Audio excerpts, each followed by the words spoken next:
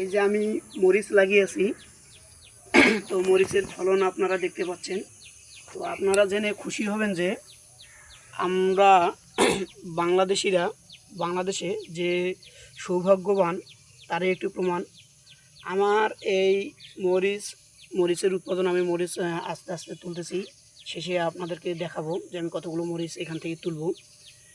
এই মরিচের পাশে আমার টমেটো ছিল, টমেটোর গাছগুলো নষ্ট হয়ে গেছে।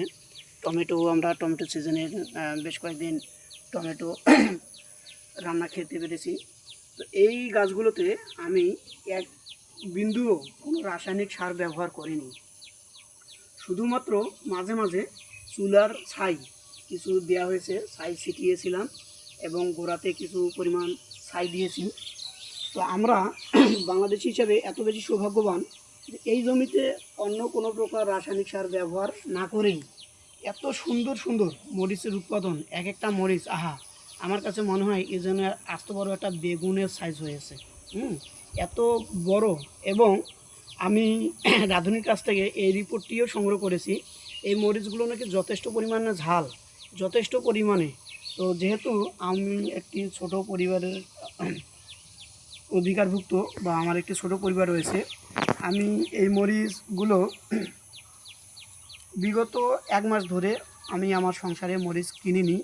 এবং আমি চেষ্টা করেছি আমার দুজন আমার ঘনিষ্ঠ পরিবারে মরিচের যোগান দিতে। হয়তোবা জানি না তাদের এই মরিচ, আমার যোগানকৃত মরিচ দিয়ে ওনাদের 5 দিন বা 10 দিন গিয়েছে কি না, কিন্তু 2-1 দিন যেটা দিতে পেরেছি আমি তাতেই অনেক বেশি খুশি।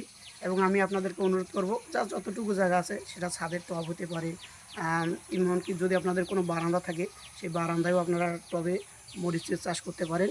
এটি আসলে মরিচের বর্তমান বাজার মূল্য খুবই কম। কয় টাকা আমার সেভ হলো সেটা বিষয় না, বিষয়টা হলো যখন বিকালবেলা বা সকালবেলা করে মরিচ আমি ছিঁড়তে আসি তখন আমার বুক আনন্দে ভরে যায়। এই আনন্দটাই হচ্ছে অনাবিল। এই আনন্দ আসলে অনেক সময় টাকা দিয়ে পাওয়া যায় না। আমরা আমাদের চলমান জীবনে যে পরিমাণ যে পেশায় আছি না কেন, বর্তমান খুবই চ্যালেঞ্জিং পেশা। সারাদিন কাজ শেষে আমরা খুবই দুশ্চিন্তায় পড়ি। দুশ্চিন্তা থাকলেও যখন আমরা এরকম নিজ উৎপাদিত কোনো ক্ষেত খামারে আসি, সেই সময়টা 1-1.5 ঘন্টার মতো আমি খুবই আরাম বোধ করি। তো আমি আশা করব মানসিক দুশ্চিন্তা থেকে দূরে থাকার জন্য আপনারা যেখানে পারেন এইরকম কৃষির সাথে যুক্ত হন। ধন্যবাদ সবাইকে।